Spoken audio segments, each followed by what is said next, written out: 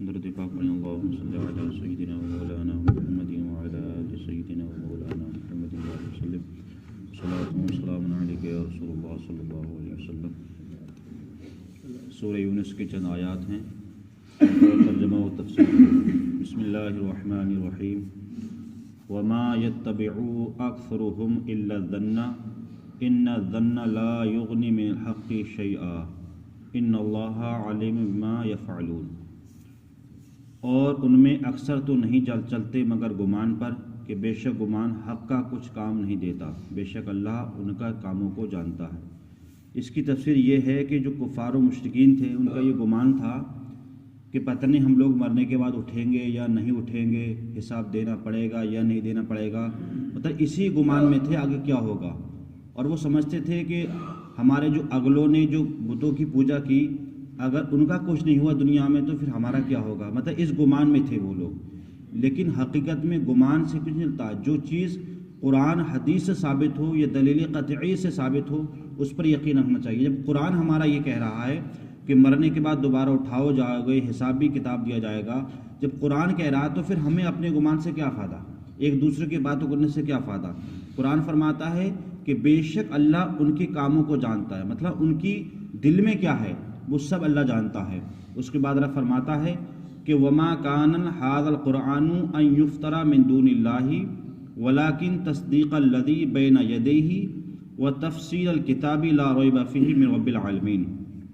اور اس قرآن کی یہ شان نہیں کہ کوئی اپنی طرف سے بنا لے، بے شک یہ بغیر اللہ کے اتارے نہیں ہے، ہاں وہ اگلی کتابوں کی تصدیق کرتا ہے اور لوح محفوظ میں جو کچھ لکھا ہے سب کی تفصیل ہے، اس میں کچھ شک نہیں اللہ تعالیٰ کی طرف سے جو کچھ بھی ہے۔ اس کا مطلب یہ ہے کہ قرآن مجید جو اللہ تعالیٰ نے ہمارے حبیب صلی اللہ علیہ وسلم پر جو نازل فرمایا تو اس میں کوئی شک کی گنجائش نہیں ہے، بلکہ یہ حقیقت میں رب کا ہی کلام ہے جو حضور پر اترا تھا، کسی انسان کا کلام نہیں ہے، کسی بشر کا کلام نہیں ہے۔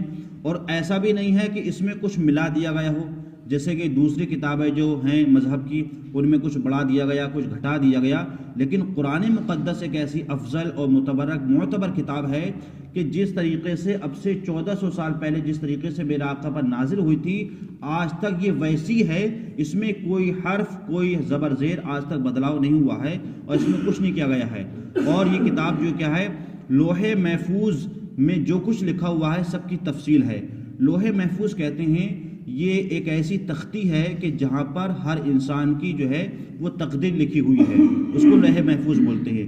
تو جو کچھ لوح محفوظ میں ہے قرآن کہتا ہے اس کی تفصیل بیان کرتا ہے اور اس میں کوئی شک نہیں ہے۔ قرآن جو مقدس کتاب ہے اس میں کسی طرح کوئی شک نہیں ہے اور یہ جو ہے وہ رب کی طرف سے ہے۔ اس کے بعد رب ارشاد فرماتا ہے کہ ام یقولون افتراہ قل فأتوا بسورۃ من مثلہ وادعوا من استطعتم من دون اللہ ان کنتم صادقین۔ قرآن کہتا ہے کہ ٹھیک ہے اگر تم یہ کہتے ہو کہ یہ کتاب جو ہے وہ اللہ کی نہیں ہے انسان کی ہے، تو قرآن نے ان کو چیلنج کیا، مطلب خدا نے کفار کو چیلنج کیا، اگر تم یہ کہتے ہو کہ یہ انسان کا ہے تو میں تمہیں چیلنج۔ قرآن فرماتا ہے ام یقولون، اگر وہ یہ کہتے ہیں کہ انہوں نے یہاں اس پر افطرا کیا تو قرآن فرماتا ہے فأتوا بسورۃ من مثلہ، تو قرآن جیسی صرف ایک سورت تم بنا لاؤ۔ ہم پورا قرآن کو نہیں کہہ رہے کہ اس جیسا قرآن تو بنا لو، یہ جیسا پوری 30 پارے بنا لو، بلکہ صرف قرآن کی ایک سورت بنا لاؤ اگر تم دعوے دار ہو۔ ہم تو کہہ رہے ہیں کہ ایک سورت بنا لاؤ کیونکہ قرآن مجید عربی میں ہے، تم لوگ بھی عرب میں رہتے ہو، قرآن مجید جو ہے فصاحت و بلاغت میں ہے، تم بھی فصاحت و بلاغت جانتے ہو، تو اگر تم اتنے دعوے دار بنتے ہو تو قرآن مجید کی طرح ایک سورت بنا کے لاؤ۔ قرآن وہی فرماتا ہے فأتوا بسورۃ من مثلہ، قرآن کی مثل ایک سورت لے کر کے آؤ، من استطعتم، اگر تم اس چیز کی طاقت رکھتے ہو، من دون اللہ، اللہ کے علاوہ، کیونکہ صرف ذات اللہ کی ہے جس نے قرآن کو نازل فرمایا ہے، کسی انسان اور بشر کی طاقت نہیں ہے۔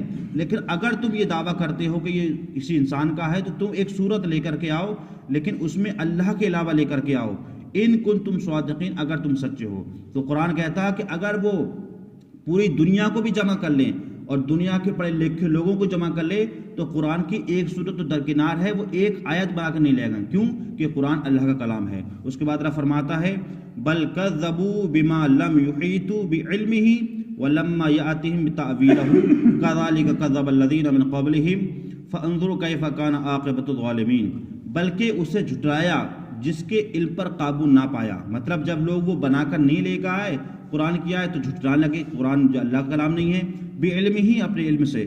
ولما یاتم تعویلہ، اور انہوں نے اس کا انجام نہیں دیکھا، ایسے ہی ان کے اگلوں نے جھٹلایا تھا. مطلب حضور اکرم صلی اللہ علیہ وسلم سے پہلے کی جو امتیں تھیں انہوں نے بھی اپنے زمانے کے نبی کو جھٹلایا.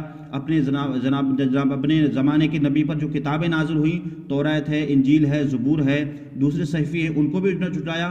تو قرآن فرماتا جب انہوں نے جھٹلایا فانظر، تو وہ دیکھیں کہ کیف کان عاقبۃ الظالمین، کہ ظالموں کو کیسا انجام ہوا. آپ نے دیکھا جو پہلے کی امتیں تھیں اللہ نے ان پر عذاب نازل فرمایا، ان کو غرق کر دیا، ان کو زمین پھاڑ کر ان کی صورتیں بدل دی. تو اس طریقے سے ان پر عذاب ہوا کہ انہوں نے اللہ کے رسول کو جھٹلایا اور اللہ کی نازل کردہ کتاب کو جھٹلایا. تو مقدس قرآن ایک ایسا ہے کہ انسان اس میں کچھ بھی بدلاؤ کرنے کی کوشش نہیں کر سکتا. بہت سے لوگوں نے کوشش کی لیکن وہ تو بدل گئے، لیکن قرآن ہرگز نہیں بدل سکتا، کیونکہ یہ صرف اللہ کا نازل کردہ قرآن مجید ہے. اللہ تعالی ہمیں اور آپ کو صحیح طریقے سے قرآن مجید سمجھنے کی، اس پر عمل کرنے کی توفیق عطا فرمائے. اللہ